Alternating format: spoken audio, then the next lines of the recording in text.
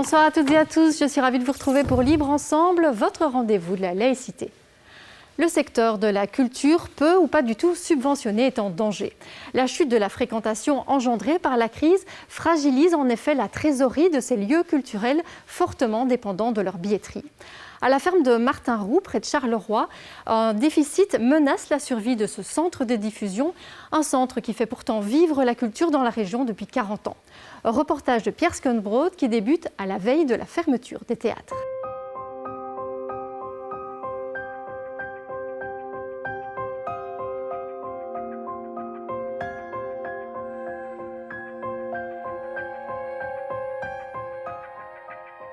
Oui, parce qu'on est entre Charleroi et Namur.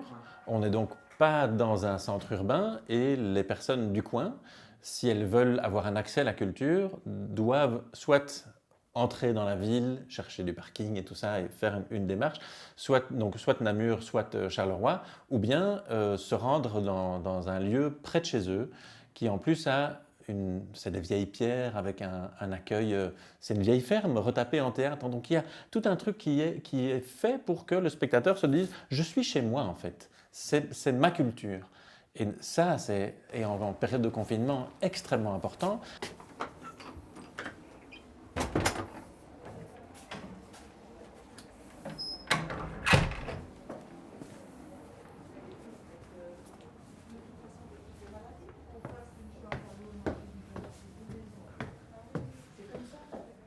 Bonsoir.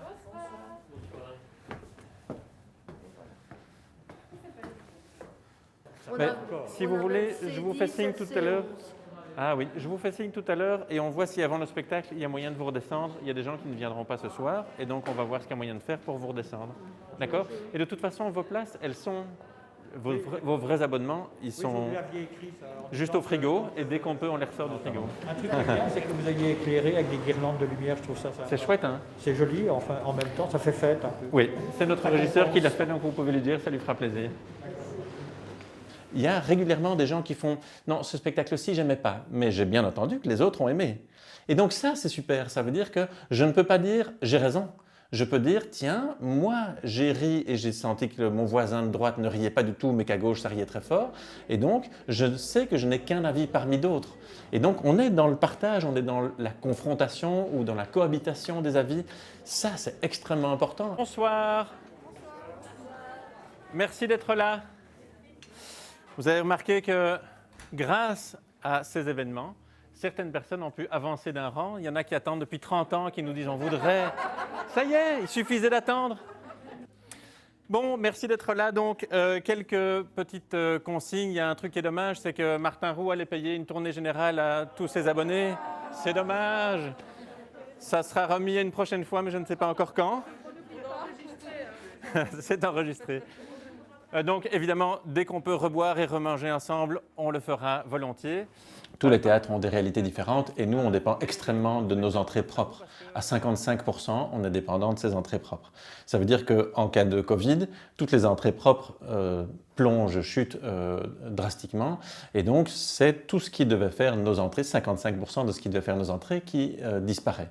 Et moi, j'ai régulièrement envoyé des mails à ma correspondante au cabinet de Madame Linard. On a passé la mi-octobre. J'ai renvoyé ce lundi 19 avant-hier un mail avec l'estimation des pertes. On en arrive à 92 000 € de pertes qui sont déjà avérées. Et donc, j'ai renvoyé un petit bilan en disant « on va mourir, c'est assez simple, si rien ne change, on va mettre la clé sous le paillasson ». Je n'ai pas de réponse. Voilà, et à part ça, soyons optimistes et positifs. Merci d'être là. Vous allez voir un très beau spectacle qui dure environ 2 heures. Je vous souhaite une excellente soirée et à une prochaine, j'espère.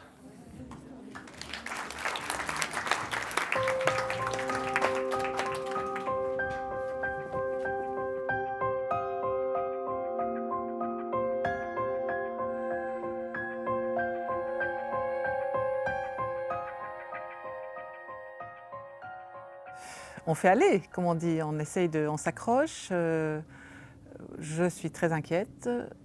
Je ne l'étais pas au mois de juin, mais maintenant je commence vraiment à avoir peur pour l'avenir de Martin-Roux. Je suis aussi très en colère, vraiment fâchée parce que On n'a jamais été vraiment aidés et ça fait 40 ans qu'on travaille bien. Et je trouve qu'on a... En fait, on ne récompense pas les gens qui travaillent bien. Je ne sais pas comment il faut faire. On n'a pas été assez... on n'aime pas faire les couloirs des ministères. On n'a peut-être pas été assez, je ne sais pas, présent là où il fallait être. Mais on a bien travaillé et on n'a jamais été vraiment récompensé pour ça ou reconnu, ne fût-ce que reconnu pour travailler dans des conditions acceptables, quoi. C'est pas si simple que ça. Ça va aussi bien que possible. C'est difficile. Oui, parce que c'est une incertitude insupportable. Sophie essaye d'aller bien. Je ne peux pas me résoudre à l'idée de savoir que Martin Roux devrait fermer à un moment ou l'autre. Donc, c'est difficile, mais je sens aussi que j'ai une énorme envie et un énorme potentiel d'énergie qui est là pour affronter ça et pour aller de l'avant et pour essayer de trouver des solutions. Je me sens prête à vouloir me battre. Bof. C'est une mauvaise question. Parce que ça fait très longtemps qu'on répond bien, avec le sourire, parce que c'est comme ça tout le temps, c'était comme ça il y a 1 heure. La réunion qu'on vient de passer à Fendiller la coquille, tu m'aurais demandé ça avant la réunion, je t'aurais dit ça va, on va y arriver. Je sais que ça va et qu'on va y arriver, juste on vient d'être très fragilisé par ce qu'on a échangé et du coup l'eau est vraiment très très près du bord. Voilà. Mais sinon, j'ai tout espoir qu'on passe à travers de ce truc et qu'on en sorte.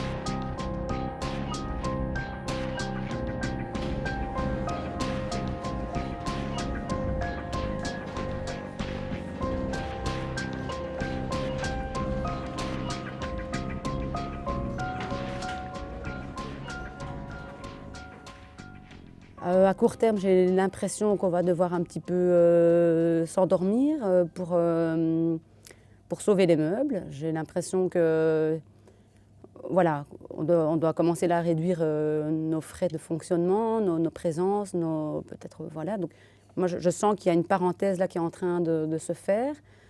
Évidemment, on s'inquiète de savoir combien de temps va durer cette parenthèse, mais moi, je vois donc dans le court terme un repos, une latence, mais je ne peux pas me résoudre à imaginer qu'après ça, il n'y aura pas un renouveau, un regain. Ici, les collaborateurs de Martin Roux, à un moment, vont devoir, si on met tout au ralenti, chercher un autre moyen de subsistance. Et ça, c'est une catastrophe humaine aussi pour notre équipe qui est tellement soudée.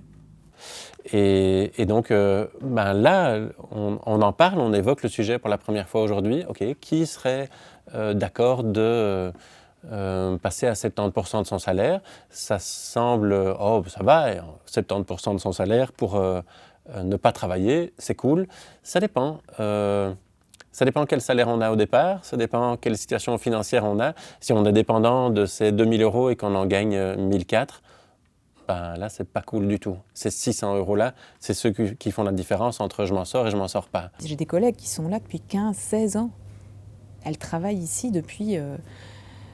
Il y en a une qui est née ici quasiment, elle a grandi à Martin Roux, quoi. Donc Martin Roux, c'est un théâtre, mais c'est plus qu'un théâtre. Enfin, c'est vraiment un projet, c'est une grande famille, quoi. Et donc on se bat pour ça. Et donc on est prêt à faire des concessions même personnelles pour que ça continue. Mais c'est compliqué, c'est vraiment difficile. Parce qu'on est dans la balance de dire, soit c'est mon ménage et ma vie personnelle qui en pâtit, soit c'est Martin Roux. Mais qu'est-ce qu'on sauve? Vous aviez 4 ans, Madame la Ministre, quand je commençais à construire mon premier théâtre. Ce lieu maintenant est en grand danger. Mais je suis sûr que cela n'arrivera pas. Et en même temps, je me dis, qui pourrait faire ça? Personne. Hein? Il faut que Martin rouvre. Il y a des gens qui ne voient plus personne du tout, qui ne sortent plus de chez eux. On le voit bien dans notre public. Je prends un bête exemple d'une dame qui s'était inscrite à l'atelier théâtral adulte l'année passée, qui s'est désistée, le spectacle a été reporté, elle s'est désistée au mois de septembre parce qu'elle avait trop peur. Et elle n'est même pas venue voir jouer ses potes qui ont joué il y a 15 jours. Et quand je l'ai eu au téléphone, elle pleurait au téléphone en disant « j'ose pas, j'ai trop peur, je m'autoconfine ».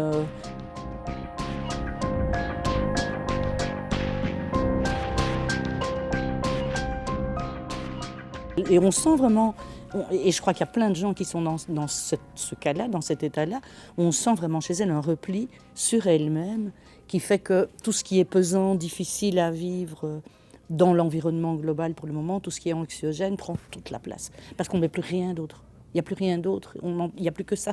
Et donc c'est un peu comme le nénuphar dans l'écume des jours de Boris Vian, hein, le nénuphar qui grandit et qui mange le poumon et la pièce qui rétrécit autour du malade. C'est vraiment le sentiment que j'ai pour pas mal de gens. On croit que le matériel est suffisant et puis quand on t'enlève l'essentiel, le contact, les câlins, le fait de se toucher, de se voir, de se parler, de passer du temps ensemble, on se rend compte qu'on crève comme une plante qu'on a oublié d'arroser. Clairement. Je suis la culture non subsidiée, c'est le nouvel hashtag lancé par l'Improviste et le Fou Rire, deux autres théâtres frappés de plein fouet par la crise. Avec cet appel sur Internet, ils espèrent fédérer tout un secteur extrêmement fragilisé.